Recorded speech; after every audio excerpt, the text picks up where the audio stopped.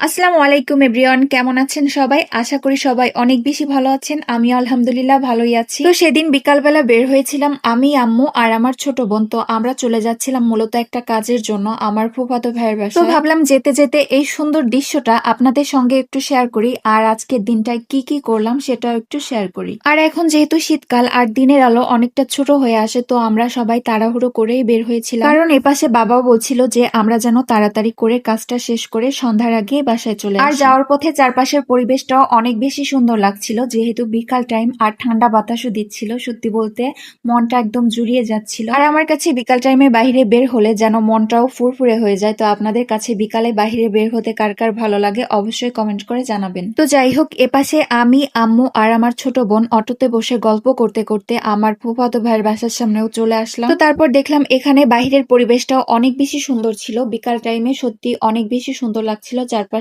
আর এপাশে আম্মুকে দেখলাম, আম্মু আমার ফুফাতো ভাইয়ের বেবিদের জন্য চিপস সঙ্গে আরো কি কি যেন নিচ্ছে। আর আমার বোনও একটা অরেঞ্জ জুস নিয়েছিল। তো এখানে জুসটা কিনে সে যত রকমের ঢং সেটা করেই যাচ্ছিল। তো তারপর আমরা সবাই উপরে চলে যাচ্ছিলাম ভাইয়াদের বাসায়। এই পাশে যাওয়ার পথেও তার ঢং শেষ হচ্ছিল না, সে জুস খাচ্ছে আর সঙ্গে ঢং করেই যাচ্ছে। তো যাই হোক, তারপর কাজটা শেষ করে ভাবির সঙ্গে চলে এসেছিলাম ভাবির ছাদ বাগানে। আর এখানে ছাদে উঠে চারপাশটা এত সুন্দর লাগছিল দেখতে। আর সত্যি বলতে এখানে চারপাশটা এত বেশি সুন্দর লাগতেছিল যে আমি এখান থেকে সুন্দর সুন্দর কয়েকটা ভিডিও করেছিলাম। আর এখানে দেখতেই পারছেন হাত দিয়ে ঢং করতেছি। আর আমরা মূলত ছাদে এসেছিলাম ভাবির এই ছাদ বাগান দেখার জন্য। তো চারপাশটা ঘুরে ঘুরে দেখতেছিলাম। এখানে দেখলাম ভাবি সব ধরনের গাছই লাগিয়েছে, সবজি গাছ থেকে শুরু করে প্রায় সব গাছই এখানে আছে। আর এখানে যে পেঁপে গাছটা দেখতে পাচ্ছেন, এই পেঁপে গাছটা অনেক বড় পেঁপে হয়েছিল। ভেবেছিলাম আপনাদের সঙ্গে পেঁপেটা শেয়ার করব, তবে আসার সময় আমার সেটার ক্লিপ নিতে মনে ছিল না। তো তারপর এপাশে হাঁটতে হাঁটতে দেখলাম এখানে ভাবি বড়ি বানিয়ে রোদ্রে শুকাতে দিয়েছেন। আর এই কুমড়োর বড়িগুলো কার কার পছন্দ সবাই অবশ্যই কমেন্ট করে জানাবেন। তো আজকের ভিডিওটি ছিল